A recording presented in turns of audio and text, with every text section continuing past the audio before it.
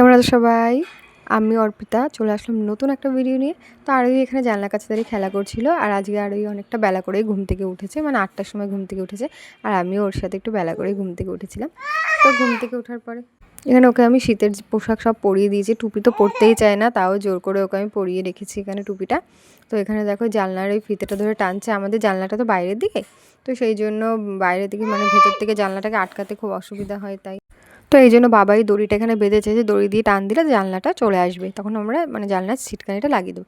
তো এই দড়িটা যেহেতু আরোই হাতে পায়, আর এই জন্য ও কিন্তু এই দড়িটা ধরে টেনে টেনে জানলাটা বন্ধ করে দেয়। এখন শীতকালের সময়, তো জানলাটা খোলা থাকলে ঘরে একটু রোদ ঢোকে, তো জানলাটাও কিছুতেই খোলা রাখবে না। যতবার আমি খুলবো ততবারও টেনে টেনে আটকে দেয়। তো মাঝে মধ্যে আমার এত বিরক্তি লাগে, রাগ করে আমি জানলাটা খুলিই না। তো আর এই পাখাটা দেখো এখানে পুরো বেঁকিয়ে ফেলেছে, যেটা হাতের সামনে পাবে ওটাকে কামড়ে কুমড়ে মানে পুরো বেঁকিয়ে ফেলবে। তো এখানে আরোহীকে আমি নিচে নামিয়ে দিয়েছি, আর ওখানে হাঁটি করছে, আর আমি চলে যাবো এখন ওর জন্য রান্না করতে। তো আজকে আরোহীর জন্য রান্না করব হলো সবজি। তো এখানে যা যা সবজি থাকে, গাজর, বিট, আর আজকে কিন্তু ওকে খাওয়াবো হলো তেলা কচুর পাতা। তো তেলা কচুর পাতা কে কে চেনো আমায় কমেন্ট করে জানিও, আমি জানি অনেকেই চেনে। তো যেহেতু আমার মানে আমি আরোহীকে যে ডাক্তার দেখাই উনি বলেছিল বাড়ির পাখি যে তেলা কচুর পাতা বা পিপুলের শাকের যে পাতাগুলো থাকে এগুলো থাকলে ওকে খাওয়াতে, এগুলো ভালো। তো সেই জন্য আমাদের বাড়ির পাশে গাছ আছে বলে রোজ খাওয়াই না, তো দুদিন বাদে বাদে ওকে খাওয়াই। তো রোজই একটা না একটা শাক ওকে দেওয়ার চেষ্টা করি। তো আজকে তেলা কচুর পাতাটাই নিয়ে এসেছি, ওটাই আজকে রান্না করব। আর বিট, গাজর, ক্যাপসিকাম, বিন এগুলো তো সবসময় থাকে সাথে। তো সেগুলোই আজকে আরোহীর জন্য এখন আমি রান্নাটা বসিয়ে দিয়েছি। তো যেভাবে রান্না করি সেভাবেই করব। ভালো করে সব ভেজে টেজে নেব, তেল, হলুদ, লবণ দিয়ে ভেজে নিয়ে তারপরে তাল দিয়ে দেবো। এখানে দেখো হলুদ আর লবণটা নিয়ে নিয়েছি।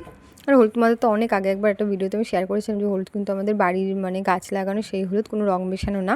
আমাদের বাড়িতে সিদ্ধ করা হয় আর তারপর দোকান থেকে ভাঙিয়ে আনা হয় সেই হলুদ। এই জন্য আমি হলুদ দিই, মানে হলুদটা আরোহীর খাবারে দিই। এটা যদি দোকানে কেনা হলুদ হতো তাহলে একদমই আমি দিতাম না, কিছুতেই দিতাম না। আমার মেয়ের প্রায় 4-5 বছর বয়স না হওয়া অবধি আমি হলুদ দিতামই না ওকে, খাওয়াতামই না হলুদ। তো যেহেতু এখানে আর লবণটা তো জানি ঠিক না দেওয়া, কিন্তু স্বাদের জন্য একটু দিতেই হবে। হলুদটা তো কালারের জন্য, ওটা নিয়ে কোনো সমস্যা হয় না, কিন্তু লবণটা না দিলে একদমই মানে কোনো বাচ্চাই খেতে চাইবে না, সেই জন্য বেসিক্যালি লবণটা দেওয়া। তো এখানে আরেকর জন্য আমি রান্না করে নিয়েছিলাম, আর কিন্তু আমার পাশেই খেলা করছিল চারিদিক দিয়ে ঘুরে ঘুরে। আর এখনও ভালোই হাঁটতে পারে, এই জন্য হেঁটে হেঁটেই খেলা করে। তো সবজিগুলো এখানে আমার ভালো করে ভাজা হয়ে গেছে। তো এখন আমি দিয়ে দেবো জল। তো পরিমাণ মতো প্রেসার করে জল দিয়ে দেবো। তো আমার যতটা জল লাগবে মানে খাবার রান্নার জন্য আমি ততটা জল দিয়ে দিয়েছি।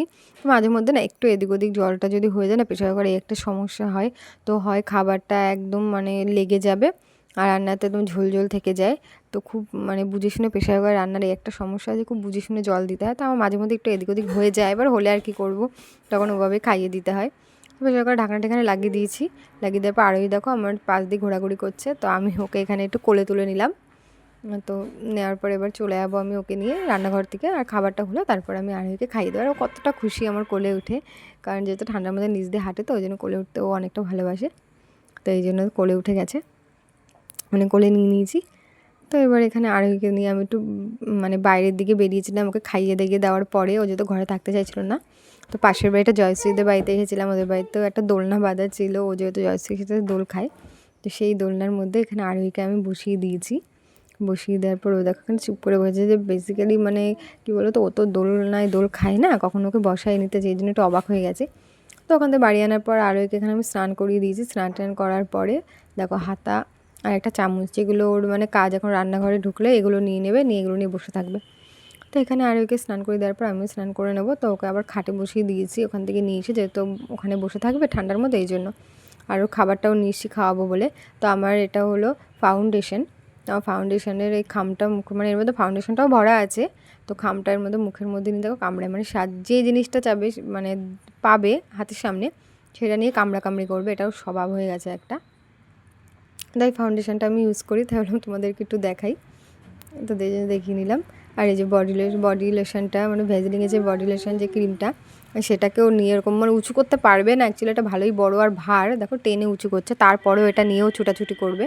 মানে ওর একটা স্বভাব হয়ে গেছে জিনিসপত্র নতুন নতুন কিছু দেখলে টানাটানি করা। তো ওকে আমি বলছিলাম যে ওখানে বসো বসো, দেখো হাত দিয়ে দেখাচ্ছিলাম ওকে বসার জন্য।